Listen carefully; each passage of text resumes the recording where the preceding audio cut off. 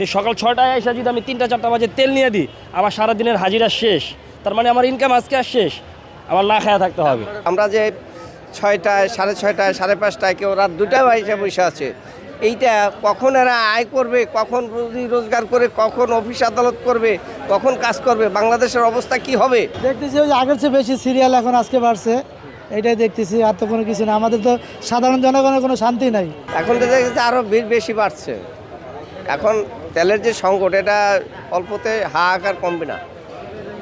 এখন যে সংকটটা দেখা দিচ্ছে, এটা হয়তো এটা কতদিন চলবে এটা আমরা জানি না, কিন্তু জনগণের যে ভোগান্তিটা হচ্ছে, আমরা যে 6টায়, 6:30টায়, 5:30টায়, কেউ রাত 2টায় এসে বসে আছে, এইটা কখন এরা আয় করবে, কখন রুজি রোজগার করে, কখন অফিস আদালত করবে, কখন কাজ করবে, বাংলাদেশের অবস্থা কি হবে, এটা আমরা বুঝতে পারতেছি না। এখন কি মনে করছিলেন?